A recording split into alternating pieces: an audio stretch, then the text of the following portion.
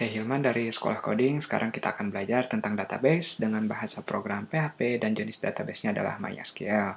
Untuk teman-teman yang masih bingung apa itu database, database itu tempat kita nyimpen data di website atau di internet. Saya kasih contoh, misalnya ada portal berita seperti ini yang harus kita update tiap hari, atau istilah lainnya website dinamis, karena kita harus frekuensi berubahnya sangat sering.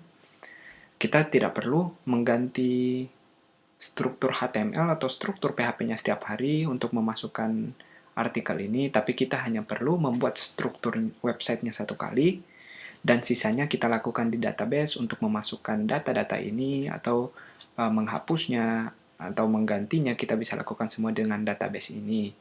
Jadi untuk teman-teman yang mau ikut tutorial ini, usahakan nonton video ini sampai habis dulu, karena kita akan lihat persiapannya dan struktur folder kita di awal.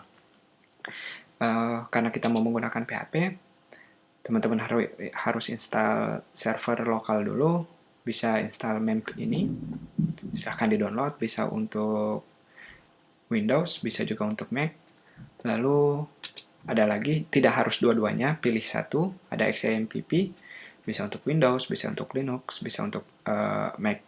Jadi silahkan dipilih mau install yang mana. Saya tidak perlihatkan cara downloadnya, cara installnya juga sangat mudah, tidak ada bedanya. Nanti kalau teman-teman sudah install, misalnya MEMP di sini akan seperti ini aplikasinya, teman-teman tinggal klik Start Server, nanti dia akan otomatis membuka filenya di browser. Lalu pada SAMP, dia seperti ini.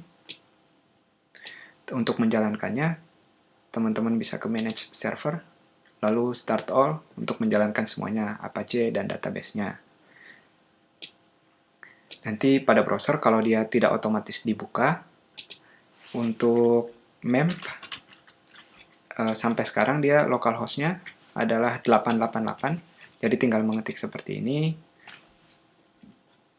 Tentu di sini error karena saya tidak menjalankan servernya tadi, tapi nanti teman-teman akan mendapatkan home-nya atau halaman awalnya jika mengetik localhost 2888.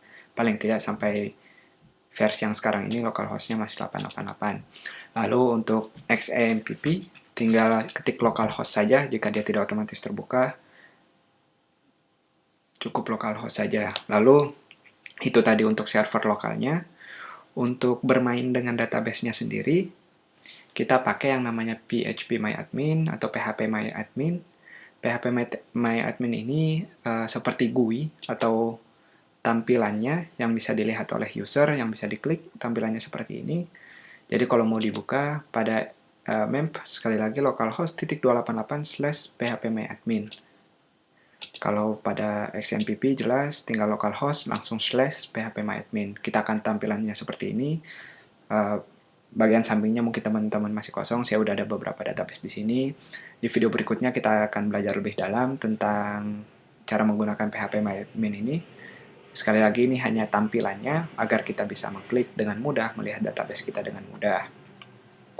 Lalu berikutnya, karena kita akan membuat file di PHP, teman-teman perhatikan di bagian folder XAMPP atau MAMP-nya, silahkan dibuka. Nanti ada folder namanya htdocs di situ atau htdocs. Silahkan dibuka lagi. Semua folder awal kita ada di sini. Jadi kalau teman-teman bikin file index.php, ketika kita membuka localhost, dia akan membuka apa yang ada di index.php itu. Kalau teman-teman mau lebih rapi,